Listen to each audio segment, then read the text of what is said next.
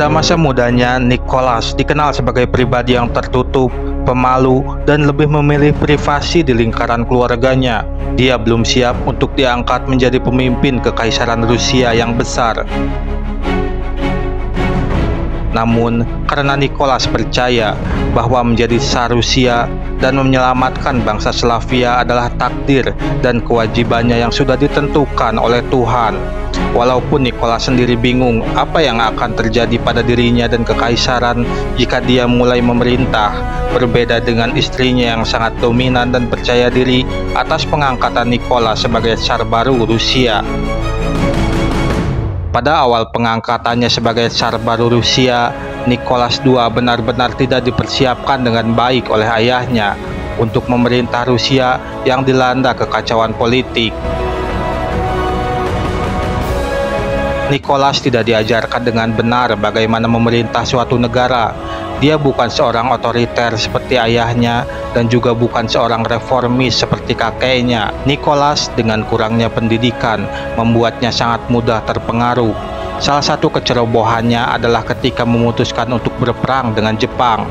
Menurut alphahistory.com, Kaisar Meiji awalnya ingin membagi tanah yang dipersengketakan karena dia tidak ingin berperang.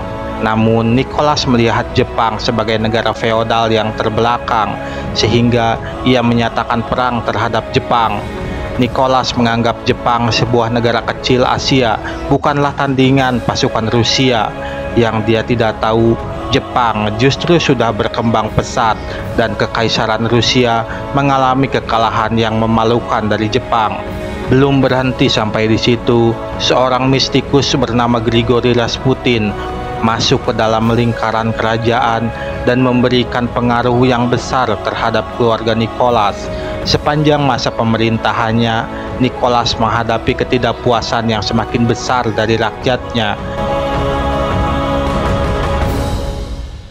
Pada 1914, Rusia terseret dalam Perang Dunia I yang menyebabkan kematian lebih dari 3 juta nyawa. Perang ini membuat sistem pangan runtuh dan transportasi berantakan, sementara masyarakat sudah turun ke jalan-jalan dan melakukan kerusuhan.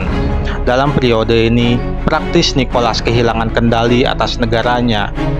Pada bulan November 1917, kaum revolusioner Bolshevik yang dipimpin oleh Vladimir Lenin mengambil alih pemerintahan.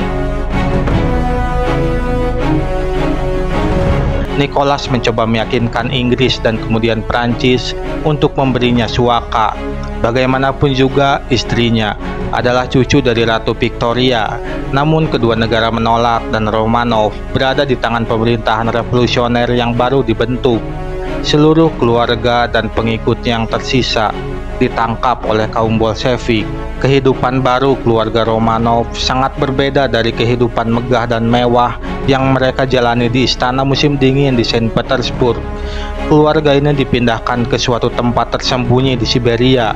Di Moskow, pemerintahan Lenin sebenarnya telah mendiskusikan apa yang harus dilakukan terhadap Nicholas dan keluarganya. Namun pasukan putih Rusia mulai menyebar ke Siberia dan keputusan harus diambil secepatnya.